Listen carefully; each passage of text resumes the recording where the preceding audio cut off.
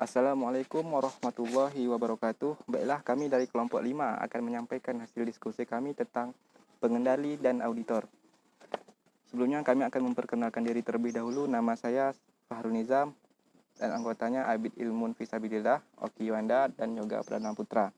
Langsung saja dengan pembahasannya. Pengendali. Dalam pengendali ini, fungsi keuangan dan akuntansi di sebuah perusahaan dikelola oleh seorang yang disebut dengan kepala keuangan atau wakil presiden bidang keuangan. Istilah ini bervariasi di seluruh negara, terutama di Inggris perannya disebut dengan direktur keuangan. Selanjutnya itu peran kepala keuangan umumnya mencakup dua ranah yang dalam perusahaan itu sendiri.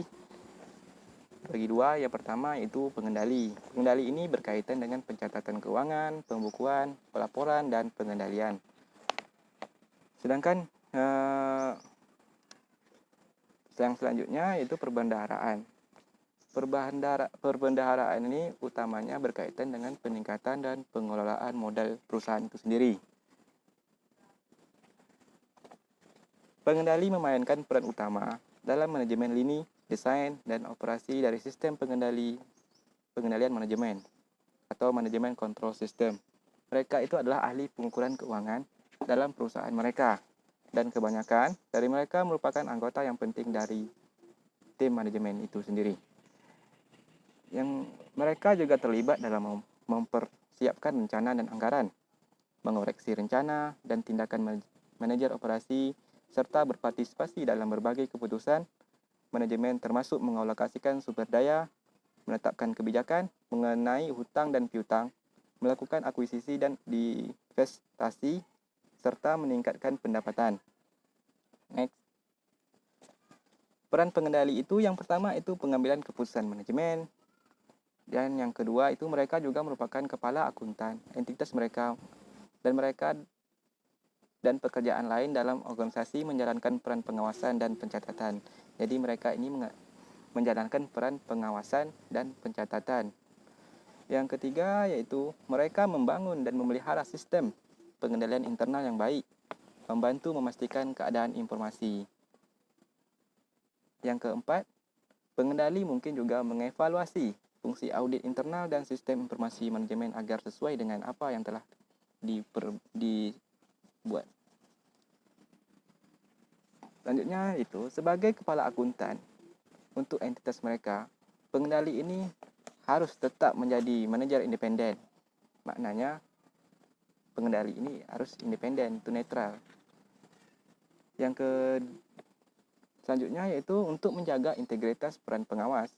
Perusahaan mungkin harus menerapkan dan mengamankan pertambahan untuk memastikan bahwa pengendali memenuhi pengawasan manajemen dan kewajiban fidusia efektif.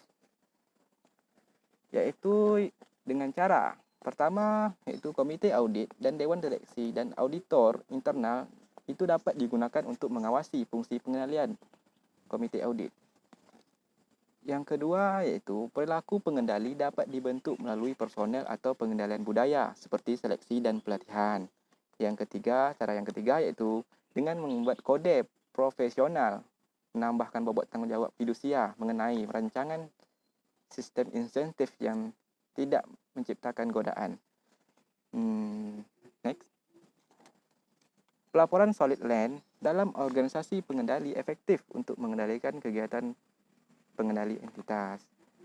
Yaitu pelaporan solid land ini berarti bahwa hubungan pelaporan utama pengendali entitas untuk pengendali perusahaan atau dalam kasus unit operasi tingkat rendah, pengendali entitas dengan tingkat yang lebih tinggi.